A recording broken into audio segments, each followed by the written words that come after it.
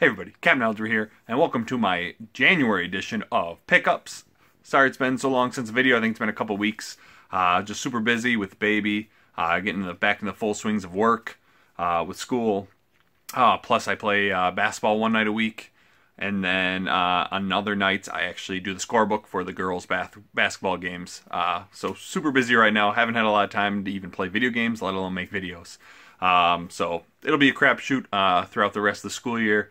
Hopefully this summer I can make more videos, but I'll try it. I'll definitely do the Not So Weekly challenges. I'll always have my pickups and my video games monthly unboxings. But other than that, not too much unless I can get some extra time to do it. But that being said, let's get to those pickups. First one, went to a thrift store because they had some He-Man figures that my brother wanted, and wanted to look at their Xbox 360 games. I mentioned last video I was looking for Red Dead Redemption. That one was gone, but I did find Wolfenstein on the Xbox 360. So this is a very fun first-person shooter. You go around killing Nazis. It's a lot of fun. There's collectibles and levels, and you can even go back and finish levels off if they're to go back to find different things. But so far I'm really liking it. With Wolfenstein 2 had come out. I just heard good things about it, so I thought I'd check this one out. Really good. Can't wait to actually get through it and play it a little more. Next up, went to pawn shop near where I work, because that's where I bought some Black Friday deals, and just want to see what they had, and found out a Super Nintendo game I've been looking for a while, Secret of Mana. So this was an action RPG, which is why I've been interested in it. It was a real big reason why I wanted to get the SNES Classic, which I never did, which isn't a big deal to me. I've got most of the games anyways, other than this one and then Earthbound. But it always looked pretty good, and it's relatively not too expensive compared to how some RPGs go on the Super Nintendo. But I really enjoy it so far. I don't like how you have to wait for your attack to charge up again. I wish you just keep attacking. But so far it's pretty fun. I don't like how you can go buy armor, but not all armor can be used by everybody, so that's kind of annoying. But I've liked it so far. Definitely want to get more into it. But glad to finally add it to the collection. Next, went to GameStop, which I don't do a ton, to pick up some things. So first thing we got was the God of War Pixel Pal, Kratos. So first time I heard about Pixel Pals was back in the day. Gamer was giving some away, and when I went to GameStop I saw this huge stack. And there's definitely quite a few I wanted, but I was only going to get one, and had to go with God of War. It's my favorite franchise of all time, and so that looks pretty cool on my shelf. Then I picked up a few games. We'll start with an Xbox 360 game. We got Castlevania Lords of Shadow. So this is definitely not your typical Castlevania game. It does have some vampires and werewolves and stuff like that, but it's definitely not like you're going after Dracula. But it actually plays more like a God of War game. It's that hack and slash type. Different buttons do different types of attacks, and your whip moves around kind of like Kratos' Blades of Chaos. And you can even get secondary weapons like daggers and throw them. You can grab on enemies. So you're just watching the gameplay here. It definitely looks very much like God of War. And after each level, it tells you what percentage you finished the level, what collectibles you got, what's missing. You can always go back to finish them off. So I like it so far. It just seems a little choppy. God of War is much more fluid. And I like this style of game. But if I'm going to play a game like this, I'm going to play God of War. It's much more polished. They just did it so much better. But still, it was only a couple bucks, so glad to find that. Next, we've got, for the Wii U, Monster Hunter 3 Ultimate. So I always heard good things about the Monster Hunter games. I just wanted to try them out. They look fantastic.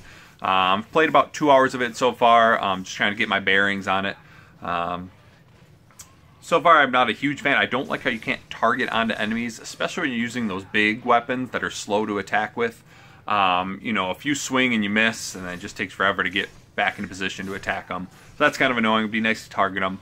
But it's okay so far. I don't know if it's a game I'll really get into. I gotta play it a little more, get into more of the quests and see what it's all about. But like I said, the game looks gorgeous. Hopefully I'll get into it more. If not, oh well. Next, for the Wii, you've got Kirby's Epic Yarn.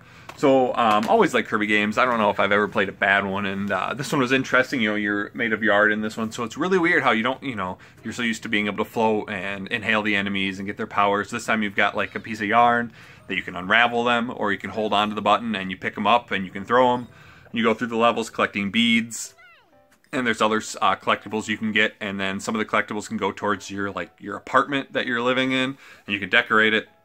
You can also get the music, so you can listen to each level's music anytime you want.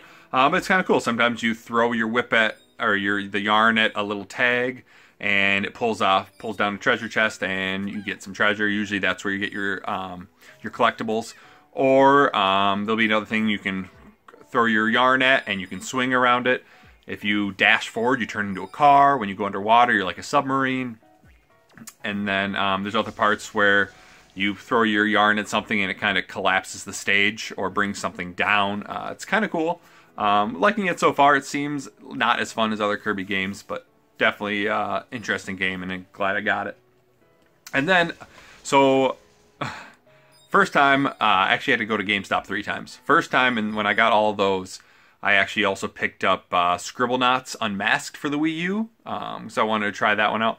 Brought it home, kept saying invalid disc in the Wii U. So brought it back, picked out a different Wii U game because they said they could send me a new one, but it wasn't a guarantee that it was going to be complete in the box. And, you know, I don't want a loose copy. You know, I don't like the GameStop boxes. I want the actual box. So I picked out Ninja Gaiden 3, The Razor's Edge. Got it home, played it a little bit, you know, liked the hack and slash style, but then it kept saying discrete error. Tried again another day, kept doing that over and over again. So I brought that back, finally found a game that is actually working, so I stopped getting the Wii U games because that was 2 in a row that didn't work. This time picked up Rime on the PS4. So Rime got this recommendation from JRman331. I think it was in his pickups video, but it might be in the games he beat in 2018 or 2017. I can't quite remember. It's one of those videos. I watched them like back to back, so I can't quite remember. But it's a very unique game. It's a beautiful world. You go around after you're shipwrecked and trying to figure out what happened.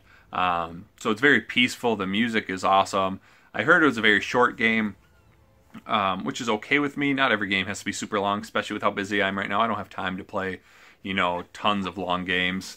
But it's just one of those games that's very calming. You can go around and you just take your time with it. But there are collectibles. You definitely want to explore all over. You can get different toys and other things and lullabies, I guess. But I think it's about 6 hours. That's what I heard. But, you know, for only like $20, definitely worth it in my opinion. But yeah, if you haven't checked it out, definitely do. It's pretty cheap. Just don't expect any like high action sequences or anything. There's some puzzles to do.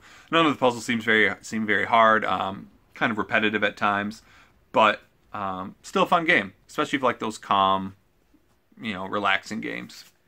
Next up, we got a few more PS4 games. So first one, also from a recommendation from JRman331, we got Axiom Verge, the Multiverse Edition. Okay. So the Multiverse Edition comes with obviously the game, and let's see what else. It does have a making of documentary DVD, which is kind of cool. It also has a booklet of the art of Axiom Verge. It's very cool. You can kind of see how the bosses came to be and some of the enemies. But the artwork looks very cool. Yeah, see. And then it also does come with a poster. On one side is just the Axiom Verge, but then on the other side, it does have a map. And the map shows each different area, and then where you can find the secrets, like the notes and the weapons and the bosses, the save rooms, etc. So what this game is, it is basically a Metroid clone. The game looks just, you know, very similar to Metroid. You go around the areas, some spots you can get into right away, other times you have to go back when you have a different weapon or a different item. You're Trace, who's a scientist, and he ends up, his lab collapses on him, and he thinks he's dead, but then all of a sudden he ends up in this weird world with this voice talking to him, saying to find her and stuff. And so you go around, you eventually find her, and it's just really weird, but it's fun. Like I said, it's a Metroid clone. You go around with the different weapons, shooting the enemies. There's bosses in each area, and it's similar to your old retro games that, you know, the bosses have a discernible pattern. Find it, and it's pretty easy to beat them. I've only gotten through the first 2 bosses, but it's really fun so far. The only big problem with it is you do not have ways to fast travel. So if you're all the way in one area and you have to go back to area 1 because you have a new weapon that can help you get past something, you just have to walk all the way back. So that's kind of annoying, but it's very fun. Definitely Multiverse Edition is worth it. It's only 30 bucks. Like I said, it comes with the map and the art book and the that making of documentary. So if you like Metroid games, definitely check it out. It's pretty fun. Next game, also on the PS4, the Sexy Brutale. So I heard about this, and I think GameSpot did a list of games you missed out on in 2017, and this one definitely looks interesting. So basically, you are at a never-ending masked ball where everyone keeps dying, and it's your job to figure out how they die and stop it. So you start off, you've got this mask on, everyone else has these masks on, and they're basically controlling people, and that's why people are being killed. And so you start with only 5 hours, and you have to go around, watch what happens, and then the day starts over. And then your goal is to figure out how to stop this person from dying. And then once you do, he's the guy who can fix your pocket watch that actually makes it go for 12 hours instead of 5 hours. And that you like absorb his mask, and that's what happens. So then you go into the actual casino, and each stage you're just trying to help more people out. You can explore. You can just keep repeating the days over and over again. Just trying to figure out where everyone is. And then if you go into the options menu, there's a timeline on the bottom, so you can scroll through it. And if you are watching people throughout the day, you can figure out where they are at certain times. So if there's a guy you have to wait for to go out of a room before you go in there, you can know when that happens. It also shows you on your pocket watch when the person dies, so you know how soon you've got to save them. And it ranges from one person you save, you got to turn on a video monitor so that her husband sees what's happening and he charges in and saves her. Another thing, there's like there's a fish that's invisible, but it's like controlling this woman's thoughts, and she commits suicide, so you have to stop that from happening. It's really interesting. I've really enjoyed it so far. Definitely check it out if that sounds good to you. And last game was actually a pickup from last month, but I bought it the day I recorded my video. I think I recorded on the last day of December. I was like, I'm not going to go buy any more games. Was at Walmart for something, saw this game that I had to have and wanting it for a while, and it was only 20 bucks. And it is for the PS4, Doom. Oh man, this definitely is the pickup of the month for me. I've loved this game so much. So I've got Doom for the Super Nintendo. I've always really enjoyed it, but I love how they updated these graphics. It looks so good. The weapons are awesome, and it's just so badass. The gore kills are amazing. So if you attack an enemy so much, they'll start to glow orange or blue. And if you go up to them and press the R3, you attack them in certain ways, and depending on the positioning, it does a different gore kill. You might just punch them, you might smash their head into the wall, you might sweep their leg and then attack them. You might, in the Barons of Hell, you rip their horn off and kill them with that. It's so cool. And the levels are so big, there's tons of secrets. You can pick little Doom dolls, which are different colors. You've got data logs to help learn about the enemies and the environments and that kind of stuff.